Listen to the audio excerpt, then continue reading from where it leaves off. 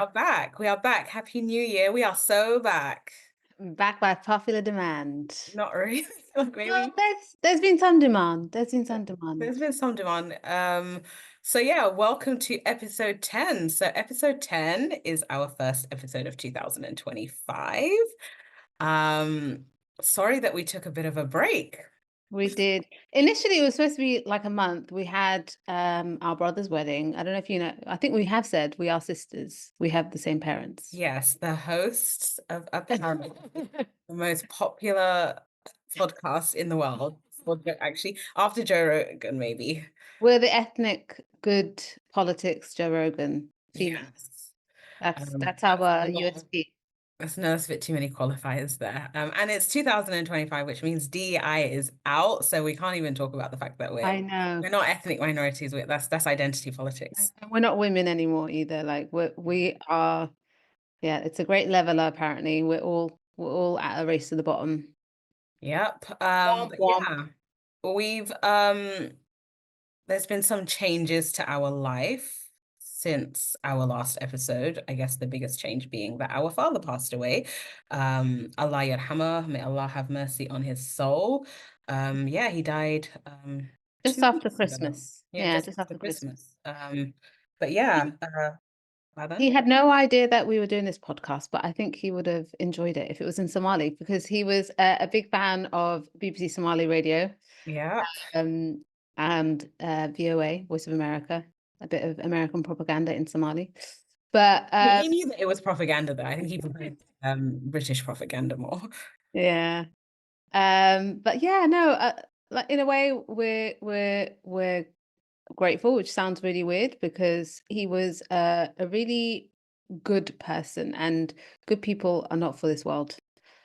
So yeah, we miss him, but we're hoping to do a lot of good in his memory. Inshallah. And also, he died on a Friday. Alhamdulillah. That is always a good thing for any non-Muslims who are listening. Friday, Jum'ah, which is Arabic for Friday, is a blessed day to pass away. So he lived a very long life, had lots of loving children, lots of loving grandchildren, and also loving grandchildren, great grandchildren as well. So that was the end of our 2024. But because of our religion, we do see death differently, I'll be Yeah. honest. And I feel like Ladan said, it's only given us a motivation to be better human beings and to be closer to our family and to be closer to each other.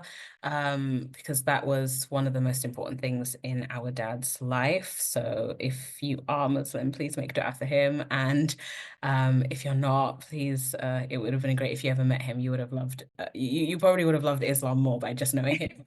Yeah, he was a great ambassador for our faith and just a good person. Like I think everyone that knew him was glad to know him, and it really showed when we had his funeral, his janaza. Um, there wasn't enough room in the mosque. Like the place was packed. People were outside trying to get in. It was just, yeah, a great testament to his character and a life well spent. And I think that's kind of the lesson we're all taking into the new year and for the rest of our lives is you got to make use of the time you have on earth. It's our dad, alhamdulillah, had a really long life, but it's never enough to do all that you want to do. So Mm. that's what we're trying to do this year.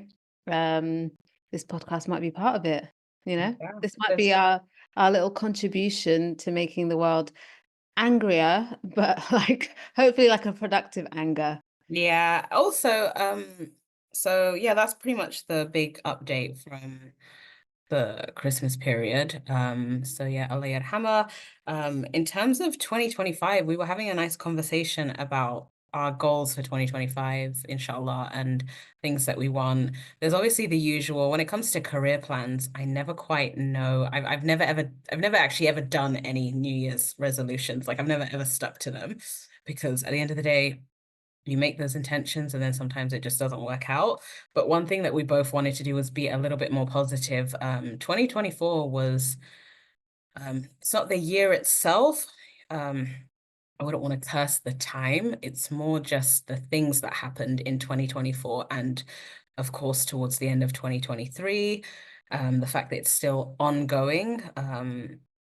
it's Genocide. been, yeah, it's been the genocide in Gaza, and the destruction of Lebanon, and And now we're seeing fires in Los Angeles, which is I know it's not considered like a really working class, state, but there's a lot of poor people who are struggling out there. It's really horrifying. can I take a pause from when I said I don't want to be negative? I Yeah. do want to just say though, Jamie Lee Curtis, the hell is not hot enough for you, darling. Jamie Hell Lee is not hot Curtis. enough for If Jamie Lee Curtis. if you guys remember, right at the start of the G side, we can call it genocide. It's genocide. I think G-side is TikTok language. I know we're not on TikTok, but she obviously the actress from Halloween and a bunch of other movies was making a post on Instagram where she took a picture of Palestinian kids looking up at the sky with like nothing around them, destruction around them, and she captioned it terror from the skies," and then it had a little Israeli flag. She assumed that those were Israeli kids. Bear in mind, anyone with half a brain would know that no Israeli child would be out in the street with destruction all around them. There Um, was rubble in the background and there was Arabic writing in the background, not to mention the it's fact that it was children looking up at the sky, afraid of having bombs drop on them. I'm telling you now, even Stevie Wonder could have told you that they were Palestinian children. No, and then she just deleted it. She just deleted it.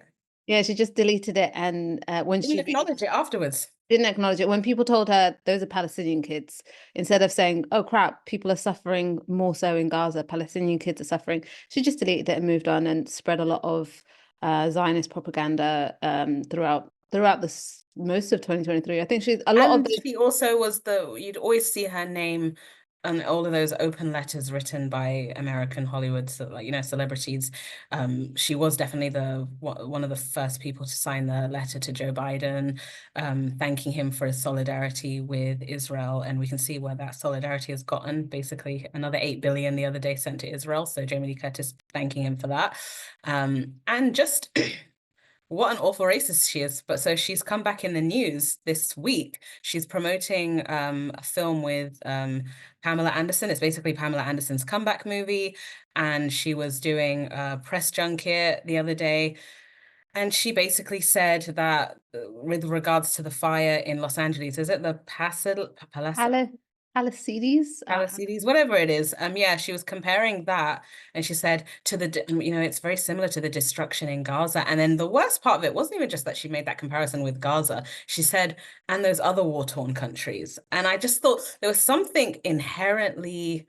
Anyways, we did say we're going to be more positive. At the end of the day, we did also say productive anger. My only like vim and fire for today and disgust is for Jamie Lee Curtis. So if this ever does get to her or her publicist one day, I just hope that she understands that I would love to take the pain and the misery and the discomfort from every Palestinian child, take it away from them, multiply it by 1,000, and give all of that to Jamie Lee Curtis and her family. So, like, Yeah. I'm like, Oh yeah. Spread the love. spread the Spread love.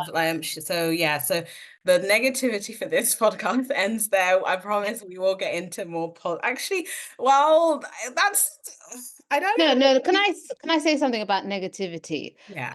Um, I think there's nothing wrong with acknowledging that the world is getting ever so much darker. Yep. The problem is if we do nothing with it. And this is my goal for 2025. I didn't mention this yesterday. Um, but the thing that I'm finding is terrifying me the most about the way the world is going, in terms of the conflicts around the world, the genocides, the crushing of the poor in every country in the world, including the UK, is that we're just watching it and we all acknowledging that this is terrible, but there's no community being built around it. And so my goal for 2025 and going forward is to find community with people who are just as angry as us. And that's why maybe we said this is why we wanted to come back to making the podcast, is that I'm sure there's people who agree with us on the way we see the world. But how do we make community with them? Exactly. Yeah, we do need to find a way of communicating with people instead of just talking in our soapboxes, on our soapboxes. And that's yeah, I think also I don't understand why I invented that rule for myself, why I have to be positive. And also that's pretty much why a lot of bad things continue to happen because of this idea of toxic positivity, where it's like you got to smile through the pain and never ever complain, like, that kind of nonsense. So yeah, scratch that. I don't want to I don't want to stop. Let's build a community of haters, Yeah. and find a way of doing something productive about it. There was a funny, I don't know if you saw this, when Luigi, the guy who shot the Luigi Mangione. Luigi Mangione, the hot assassin who killed the CEO. Allegedly. Alleged. Free Luigi. He shot the United Health CEO because, all the evil that the insurance companies in the States are doing and the way they absolutely crush people. But there was a joke being made online, which was that we knew he wasn't a leftist because he actually did something. Um, Ooh. this is this is a problem that we have in the left, is that we're all talk, no action. Not saying that anyone should shoot CEOs, but It's not even just all talk, no action. It's we're a bunch of psyops, especially a lot of it comes from America. No offense to Americans, but the way that I have felt alienated from, I don't even want to call it wokeness because I feel like it's actually something more sinister than that. Um, but for example, something horrible happens in the world. I'm angry about it. Another person's angry about it. You're having a conversation. You're basically saying, I consent. The other person is saying, I also consent. And then the third person, who's an overweight, blue-haired leftist with a septum piercing, says, I don't consent. And it's like, no one asked you. No one's asking you to go anywhere. Um, by the way, I'm fat, so I can say over. The only difference with me is you don't have blue hair. I don't have blue hair and I don't actually have a real septum piercing. I sometimes put a fake one on. But you see how that blue-haired person came in and then just ruined everything for everyone. I don't want to punch down, but at the end of the day, it's not really punching down if a lot of them are not underprivileged anyways. I do Yeah. feel like it's a lot of it is a liberal psyop, and we've already discussed this many times on this podcast about how certain demographics from the United States really wanted to break down the solidarity within the Palestine movement. So in Is that 2025, yeah, I hope that we can all be a little bit more careful about getting excited about certain things because it'll always reveal itself to be a psyop in the end. Yeah. And this is going back to the whole thing about building community. You can't build community based on duplicates of each other. You're going to have people in community with you who have made mistakes, who have different opinions, even bad opinions. Um, that doesn't mean you have to throw them away because they're no longer pure. Because you see this online in leftist movements where it's like, but they said this about the Balkan War in the 90s. Okay, we're talking about Gaza right now. We're talking about Lebanon right now.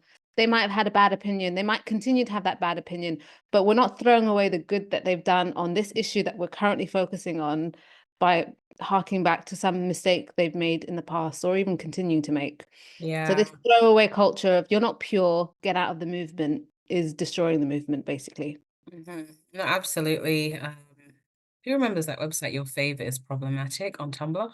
Gem? Sounds familiar. It sounds Yeah, familiar. the website that just shows all of your faves, and then some of the examples were quite pathetic. Like it's like, come on. But then again, confession time, I believe I was a passive part of that culture back in, we were talking about this the other day, Yeah. back in the, I would say the year 2014 to 2017 on Twitter. I would say I was an insufferable, irritating person. And I've been thinking about it a lot. I never had any clout. Like I always had like 1,100 followers. So let's not like, I'm not gonna overdo it and criticize myself too much. But I definitely realize now the reason why I would always kind of like, I think they reached a point where actually like 2014 I would join into every pylon. Yeah. 2015 I would join into every pylon. Something snapped in me maybe like 2017 where I actually saw people piling onto some Moroccan girl on, I think on Twitter, and I decided, why would I do this? I literally follow this person. Why would I jump on that? Like, why would I join in on criticizing them when I think a lot of it I realize now it had to do with self-preservation, which is what mob mentality is. It's you got to join the mob before you end up getting mobbed yourself. Yeah. Yeah. And this idea of being pure, and then you realize, hang on a minute, if there was a fly in the wall in my house with the types of conversations that I have, they're like very they're like Mel Gibson. You know, like Mel Gibson. So it's just that's definitely something I would say though. I did, I always forget that 2020 was 5 years ago. So I have changed a lot since 2018. So that's a long life. That's a long part of a life. But I remember a lot of it had to do with boredom, working crappy admin jobs where I wasn't, caring about what I was actually doing, and spending more time on my phone than actually focusing on my future. Yeah. And yeah, And it was a way of developing a community, even if that community was based on othering people that you felt was impure, not quite not woke quite. enough. Yeah, but it's not even the funny thing is I genuinely don't understand where I got like, that person's not woke enough when I'm literally one of the most anti when I'm talking in private. Like it's very much it is very fraudulent. So I Yeah. had to keep that very real. It's performative. It was performative. I think I became disillusioned with cancel culture around 2020, around the time of the BLM movement, because we weren't focused on actually alleviating the pains of Black people in the world. It was focused on this influencer who usually sells, I don't know, makeup, hasn't posted anything about BLM. Let's flog her. And it's like, well, what is that going to do materially to make the lives of Black people being killed by police officers in the States, Black people being killed in police custody here in the UK, just our material conditions generally? It wasn't, it was just performative But nonsense. also just there is division among us as Black people anyways. So I think that can sometimes disillusion you, I'll be honest. Many Black British people, excuse me, would have seen African Americans online being dismissive of police brutality in the UK. Mhm. So that's naturally gonna make people look at things differently. It's not going to ever make them abandon that wanting to fight for Black rights globally, but it does make people not see things with rose-tinted glasses because you start to realize actually there isn't any unity among us ourselves. Yeah.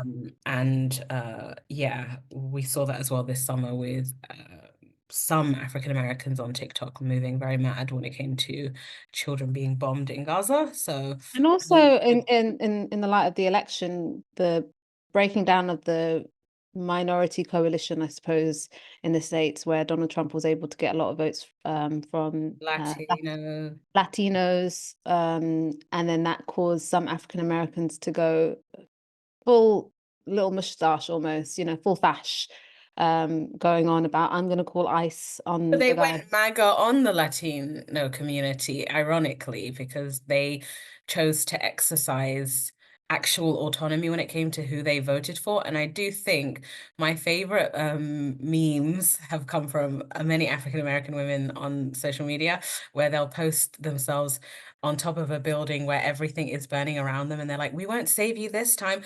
Like, bitch, who said that you were saving anyone? Like, protect yourself, save yourself. But remember that Kamala Harris wasn't trying to save you.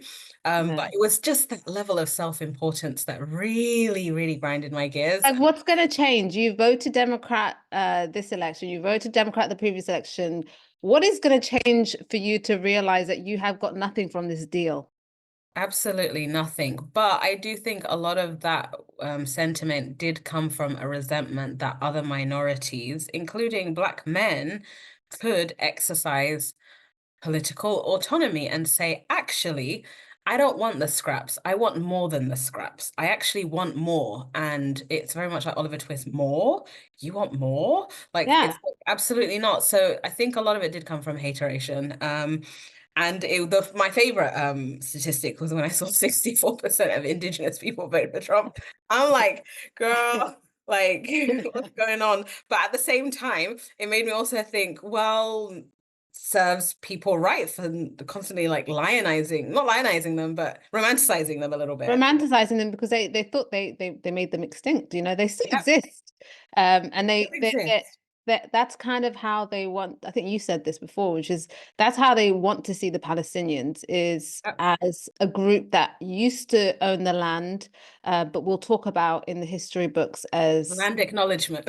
yeah, and we'll acknowledge them once they're gone, basically. But it's Obviously, not the that, it's indigenous also people of America are still there, but they are so marginalized, literally to the point of being marginalized to the periphery of their states.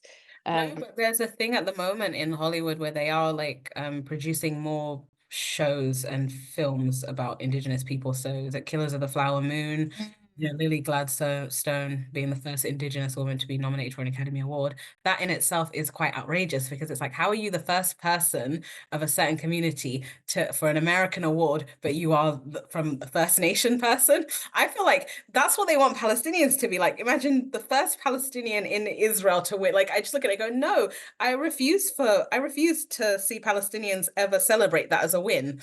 I yeah, refuse to ever accept the I don't know, see like award shows commemorating in a way. Like it feels but yeah, I always say like these American white liberals love indigenous people for the same reason they hate Palestinians. They cannot stand the fact that Palestinians are conducting, you know, resistance in ways that make them feel uncomfortable.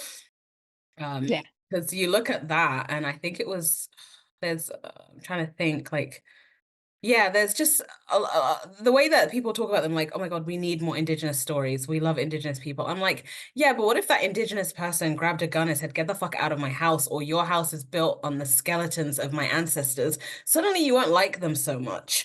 So yeah, it's just, they like to celebrate certain videos, like the viral video of the New Zealand Indigenous woman. yeah, I believe she was Maori, and yeah. she was doing was it like a sort of an indigenous version A of a haka, filibuster? Yeah, a haka, a but haka. it was a haka filibuster, wasn't it? Something like Yeah, yeah, yeah, yeah. It was to prevent the treaty being rewritten yeah. because the treaty in New Zealand basically acknowledges that they are the first amongst nations. Basically, Mhm. they are the OGs, which is And good 100 facts. it's facts, exactly. And I like fully love that woman, but it was just interesting seeing the types of people sharing that video and reposting that video, the same types of people that cannot stand Palestinians still breathing oxygen. So it's just like, oh, so you want Palestinians in parliament to be doing the dubka for you, the dubka, like, and start just dancing for you. You just want that kind of thing in like 100 years' time. And as a Muslim, I would say, over my dead body, like, absolutely Yeah. not. There's Um, anyone because they think that it's kind of a quirky feature of countries like New Zealand, Australia, and the US, where the indigenous community have been so marginalized that their only hope to be recognized as the original people of the land is to do acts like the haka in Parliament, but they don't have, unfortunately, the numbers enough to really take over the government, for instance, whereas the Palestinians do. They are still a demographic threat. That's what the yeah, exactly like in the using Zionist terms, that's what how they see Palestinians as a demographic threat. But I'm like, gosh, inshallah, man. Inshallah. Like Yeah. you will see that, you know, truly. Speaking of demographic threats, You and I, Muslims in the UK, hey, hey. uh, And that bloody monkey, Mohammed Hijab, that Danier, which is Somali for monkey, he is a basically monkey. on Twitter saying, yeah, we are a demographic threat. We're going to outbreed all of you. But I'm just looking at that. So let's talk about what preceded that, like what's been going Yeah. on with British Muslims.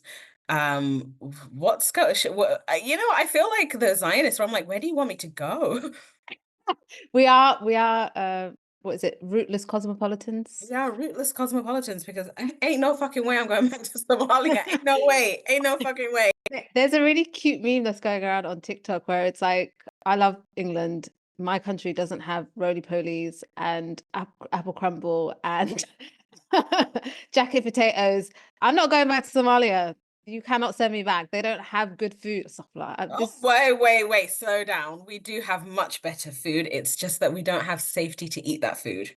Okay, that's a much better way to put it. I'm not gonna lie though, English food, I do the like a pie and desserts. mash. Pie and mash is nice. I think the thing that makes me the most patriotic is English desserts. Like we don't have apple crumble in Somalia, let's be real. We don't have, Don't have custard. I don't even think they have apples. Oh, that's true. We don't grow apples. We don't do desserts as well as the English. So that's my English nationalism out the way. But anyway, going back to what's been going on in this United Kingdom. So we've had kind of a really odd situation, I guess, globally, where Elon Musk is stirring the pot, creating racial panic in different countries, and is basically strong arming the government of the land. A few weeks ago, there was a bit of a pushback by white nationalists against H1B1 visa holders who are Is Indian. it HB1 or yes, whatever HB1, sorry. those visas that are basically allow you to work in the United States. Yeah, a lot of Elon Musk's engineers, for instance, are Indian nationals who get these visas to work in the States. But that has obviously not sat well with his white nationalist fans. So he's come back against this to say, you know, we need skilled migrants. Americans just don't cut it. But obviously, we know there's a reason he's a capitalist. He's able to bring in these workers, Well, he fired exploit all them. of the staff pretty much from Twitter when he took over, Yeah. and either If you're, replaced them with or got or hired or kept the Indian yeah, staff members, the ones who rely on the visas. And if you're a visa slave, you will never ever fight back. If you do not have exactly. citizenship or a green card, um, you will work literally overnight, and never. You will not stir the pot. You will not go to HR and complain about anything. You'll do anything to keep you in the country that you've worked really hard to get to. So I don't blame the Indian workers for joining companies like X if it makes their lives better. But it's quite interesting. The reason why I bring that up is because he fought back against a lot of these white nationalists who are basically calling for the deportation of these Indian migrant workers in big tech by creating a new racial war, which is focused on Pakistani Muslims in the UK. I guess to reclaim. Before we get into that, though, there was also Vivek Ramaswamy. Mm, He's the second part of Doge, the Department of Government Efficiency or something efficiency. like that.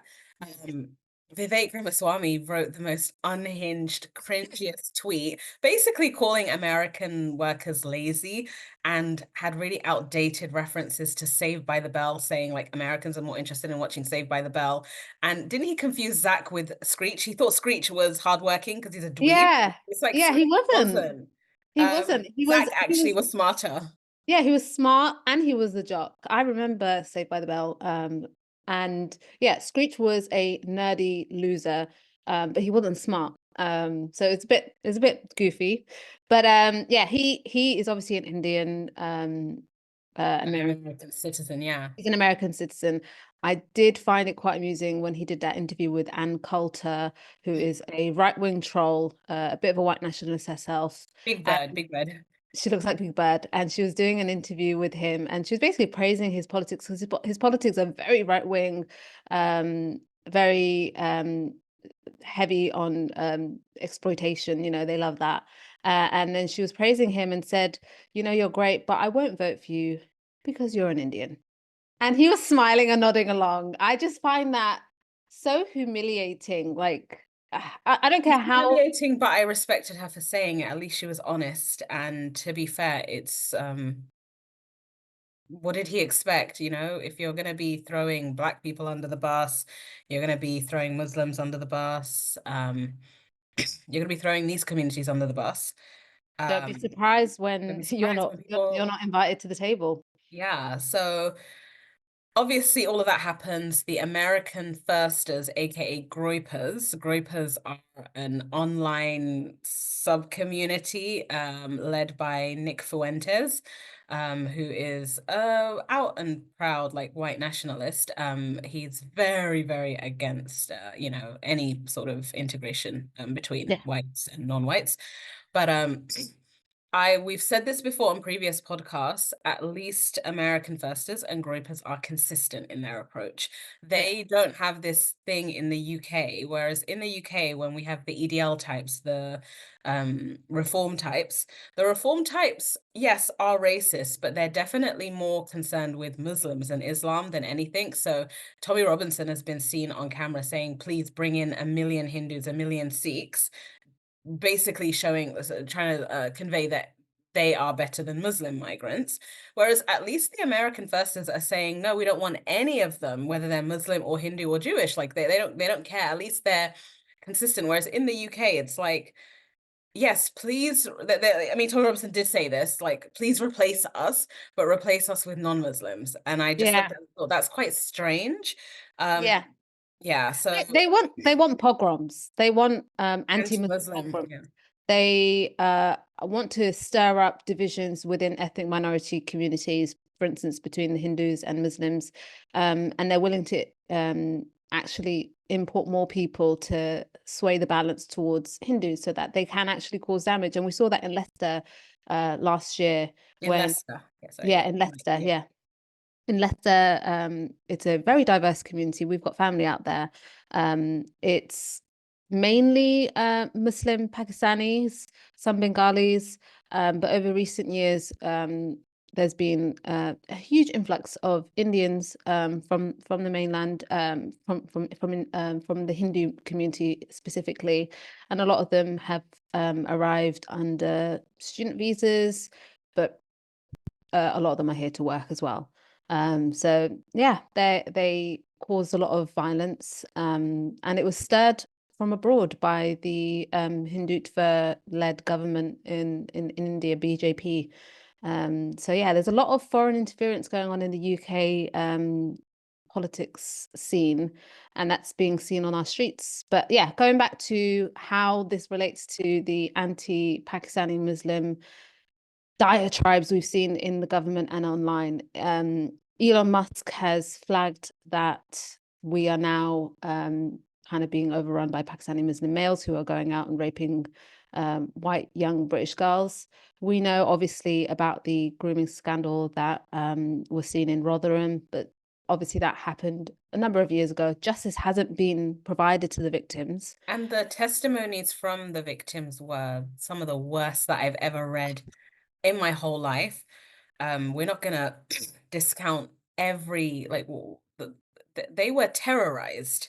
They were terrorized, and my jaw dropped when I was reading some of the reports where girls would go to the police and say, "Help me! I'm being abused by this older man and his friends," and they were being basically called slags and Mhm. disrespected by the police themselves, and sometimes being sent back to their abusers by the Yeah, police. there was a genuine they were I know that there's a lot of statistics going around, and yes, on a national scale, but in this particular context, British Pakistani Muslim men were overrepresented in those particular grooming gangs. Yeah, The operative word being particular, not yeah, grooming gangs in general, because that would yes, just be such a lie, and yes, the data and the statistics clearly disprove that. And I've always said, like, if you have a child, you don't leave them unsupervised with any random man or woman from yes, any demographic. You don't say, "Oh, this child is safer with a white person." yeah. Absolutely not. Well, you wouldn't. You just child molestation Vulnerable girls are, doesn't have an ethnicity, and that just lets white abusers off the hook. It makes them feel emboldened, and it makes them feel like they can get away with it. yeah, and it's somehow less of a crime if a white man rapes a white girl. Because what Yeah. I'm seeing is, I'm seeing a lot of people saying things, how did we let Pakistani men rape our girls? And the subtext of that kind of sounds to me like it would be better if it was a white male. I don't know. Yeah, I think the way that they describe it is almost like a conquering of our Yes. girls. It sounds like almost like crusader language Yes. rather than having any sense of solidarity with the victims. And not just that, I'll say one thing, the victims have every right to feel however the way they want. And I'll be Yes. honest with you, I am on their side regardless of how they express it, because Yes. none of us can fathom how that must feel. Yeah. And the way that sometimes, like with what we see with uh like Israel, for example, I don't like it when certain communities look at a Palestinian dying and then saying, oh, what about anti-Semitism? That really makes me angry. So I don't kind of want to only hear about, oh, what about racism when it comes to this? Because at the end of the day, I believe in putting the victims first and Yeah. just listening to them. Obviously, we rely on data and statistics if someone is making racist, unfair generalizations, because that is harmful To all. to all people. But at the same time, I would never ever correct a victim and say, "Oh, are you sure you want to describe what happened to you in that way?" Absolutely not. It's so No. awful, and it's a situation because we grew up as working class, but we didn't grow up as working class girls in care. There's a very Mm. big difference. You're basically left to the wolves, especially during that period.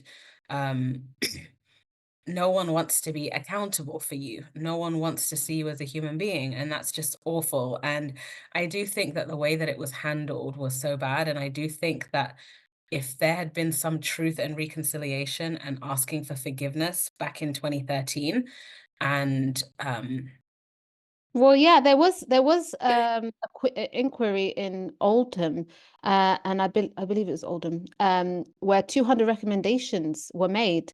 None of them were actioned by the Conservative government, which is why it's so offensive when someone like Robert Jenrick is going so hard to talk about what did he say? He said there are communities in the UK that have medieval attitudes to women that should be sent back. Um, and it's like, well, you had every opportunity to do something about the abuse of these young girls, um, and you did nothing. And it's very opportunistic. And I think there was an interview with the Today program where he was called out for political opportunism, um, for coming out against grooming gangs and calling out for an inquiry when his government didn't do anything to impose any of those recommendations. He even went as far as to say that not all cultures are equal. So that old dog whistle, basically saying that what's white is right. yeah, I don't say this about too many politicians, but Robert Jenrick really doesn't like Muslims and he wants all of us to leave immediately. But the interesting thing is, when it comes to British foreign policy and American foreign policy, you don't want us in your countries, but you also want to kill us when we go to our country. So you just don't want us to exist. So I do find that quite depressing. Um, so Yeah, it's an it's interesting thing randomly that I was thinking about the other day. Like, you know how racist Zionists say things like, oh, why don't other Arabs take in Palestinians? And then when other countries have host Palestinians, they'll say, look, Palestinians are making that country less Christian, for example, Lebanon. I'm like, but you did say why don't yeah. other people I'm like, you just want to hunt Muslims down at wherever we go. Yeah, Robert Jenrick hates us in a nutshell. He wants us out of the country. They don't want us here, and they also don't want us there. They want us nowhere. They want us. I don't even think they want us buried 6 feet under. No, I think I think they're trying to commit obviously with reform. I don't know if I was a predicting betting person, I would bet that reform are probably going to unite with the Conservative Party because otherwise they're competing for the same demographic of absolutely terrifying racists Oh yeah. Well, if the Tories do unite with Reform, we're definitely going to have our own version of AFD then. in Germany. Yeah, Alternative for Deutschland, whatever it's called. yeah. So yeah, and then there was something else that bothered me. This is from I think a month or so ago, and this is Kemi Badenoch. Kemi Badenoch is the leader of the Conservative Party at the moment. She actually beat Robert Jenrick to be the leader of the party. She's of Nigerian descent. I believe she was raised there, maybe? Yeah, Born here but raised there, right? She was born here, and then quickly returned to Nigeria, and she returned when she was 16 years old. Coincidentally, you have to be in the UK for 2 years in order to qualify for tuition-free university. I'm not saying that's why she came back at 16 and not, say, 17. But yeah, she came back and was able to study at university after completing her A levels. But yeah, so Yeah. she's also trying to out right wing reform. But I think this is genuinely what she believes. Mhm. It's Because definitely informed by her upbringing and her cultural background, but she's basically she's done this before where she likes to throw shade at northern Nigerians. Obviously, the north of Nigeria is dominated by people of Muslim faith, and she's from the Christian side. yeah, We're not she's claiming to be experts on anything related no, to Nigeria. All I know is that the capital city is Abuja and not Lagos. That's yeah. it. Mhm. No, she grew up in Lagos, up until, like I said, she was 16. And her parents are very middle class. I think one of them is a doctor. She had a quite privileged upbringing in Nigeria. And then she had that brief working class moment where she worked at McDonald's as a teenager. And then she went back to being middle class afterwards. The She was a only very thing we have in the only thing we have in common is that I worked in McDonald's for 2 weeks. She has a very strange understanding of class. But yeah, she said something quite revealing about her character and her politics and her worldview.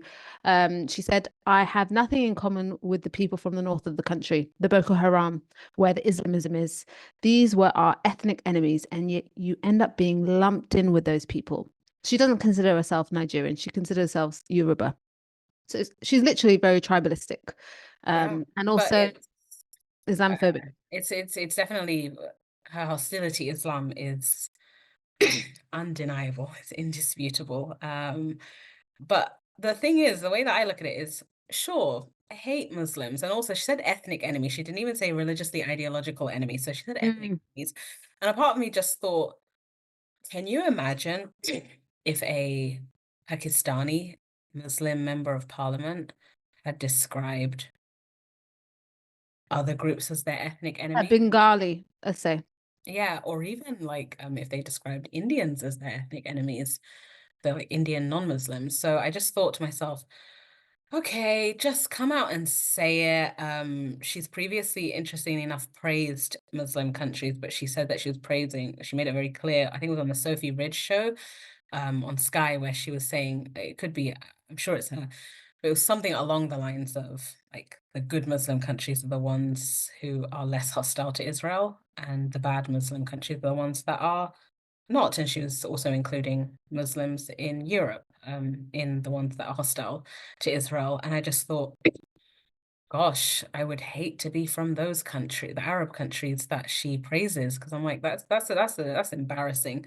That's an Um, indictment. Yeah. It just goes to show that we're not just seen as rootless cosmopolitans by our own government, but even countries like the UAE, which is supposedly a Muslim country, who have funneled so much funding to Islamophobic think tanks like the Henry Jackson Society. in Europe, It's yeah, so bizarre, like where we are in the world right now, where Muslim countries are very well off, like the UAE, are funding the Islamophobia industry yeah. to what end? I don't know. It's apparently to fight back against the Muslim Brotherhood.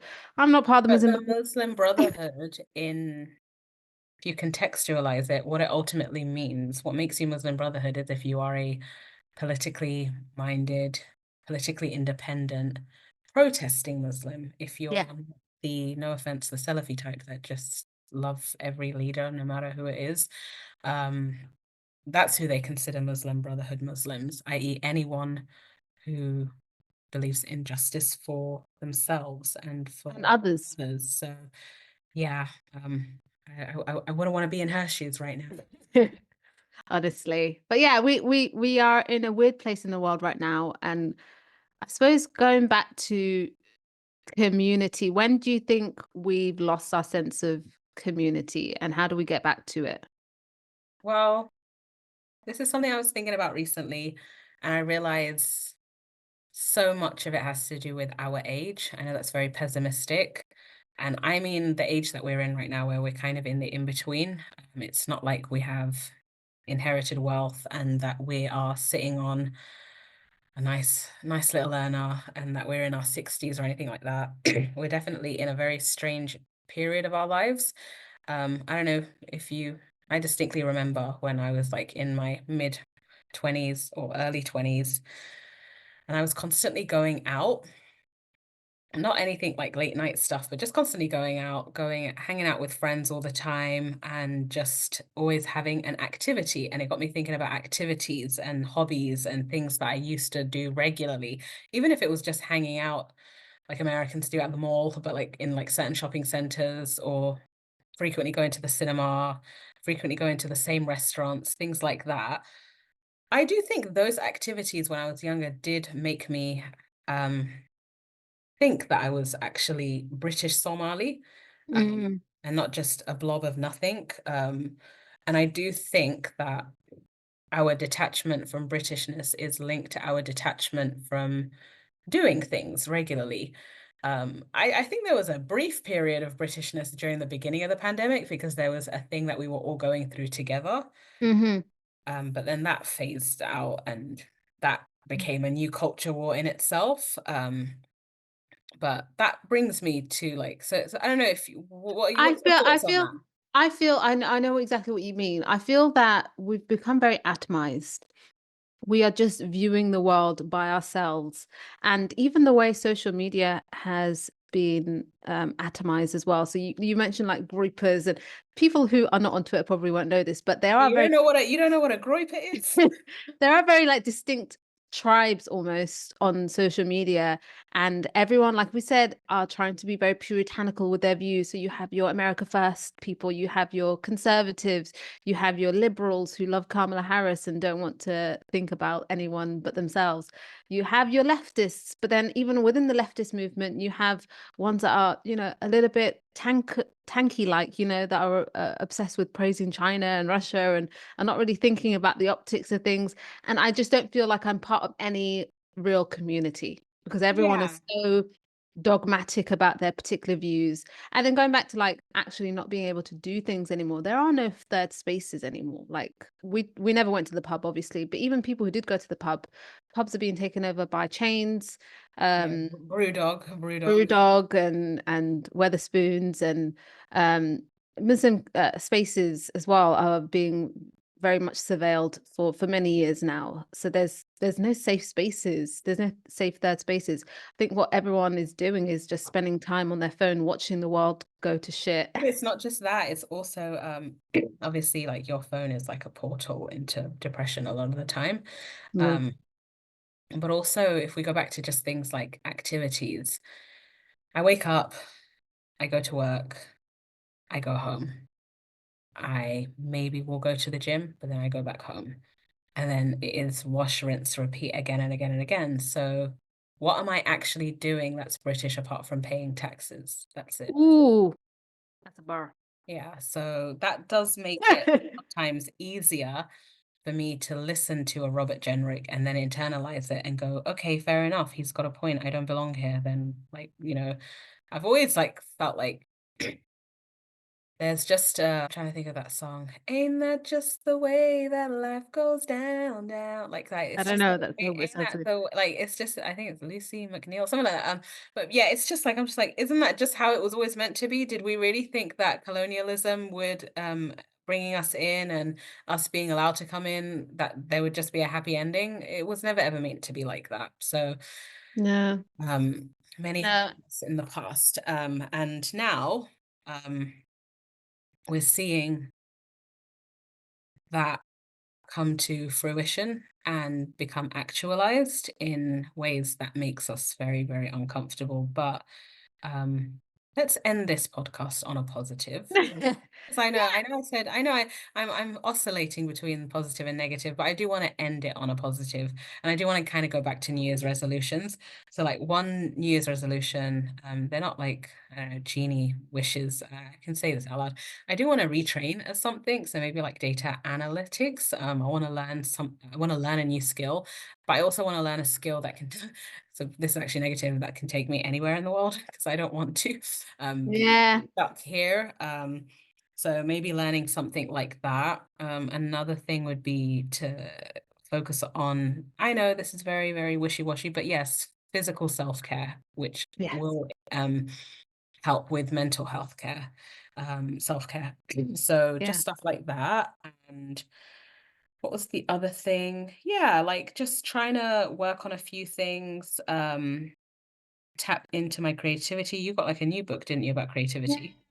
The Artist's Way. So The it's Artist's Way. yeah, it's a really good book. I've only just started it and I've been doing the morning pages. It basically is focused on allowing anyone to be creative. I don't think I'm a creative person naturally, but the book basically tells you that no one's naturally creative. You really have to train yourself. So I'm doing that just to, yeah, tap into that bit of creativity. I do want to step outside the house at some point and, you know, take in the outdoors. And yeah, I think talking about physical health is really important because one thing that this bastard government and all bastard governments want is for you to be sick and Dependent. despondent and dependent. So the more you can do to look after your body, the Who less. remembers? It makes me want to go back to that meme of someone saying, leftist, we've got to go to the gym, we've got to work out and become stronger. And then a blue-haired person said, what about people who can't go to the gym? Ah, shut up. Shut Do up. something. Do something. I'm like, That's can y'all not do anything? they really can't. But yeah, the more you can do to make yourself feel good, the less they have on you. Oh, and another thing, I wanted to talk about my foray into reading books. So Um, yeah, I've always struggled with literacy. I'm not gonna lie, not literacy in the sense like I'm really good at I'm very good at reading, very good at speaking, public speaking. I've got 2 degrees, that kind of thing. But in terms of actually enjoying books, my imagination just did not connect with whatever I was seeing on the book. So I have decided to start reading my first fiction novel in definitely, I believe, 14 years maybe since I opened up a fiction. Actually, no, the other one was an autobiography. I'd say in a very long time since I was a teenager. And it's The Brief and Wondrous Life of Oscar Wilde by Juno Diaz. And so far, so good. So far, like I'm actually it feels really good to be able to tap into that. I finished 2 chapters, and I'll be honest with you, there's like a word, I think you should Google it. It's basically there's a difference between there's illiterate and then there's alliterate. So Mm, illiterate people can't read, but alliterate people can read. It's just that we're not interested in it and we just can't. We just no, not mm. we just don't do it.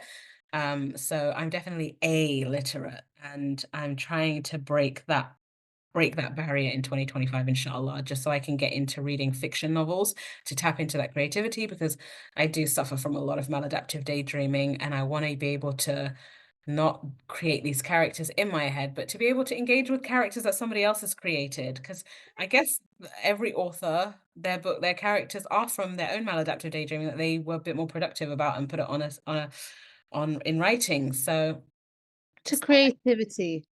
to creativity in Mm. 2025. Inshallah, we're gonna get more into that.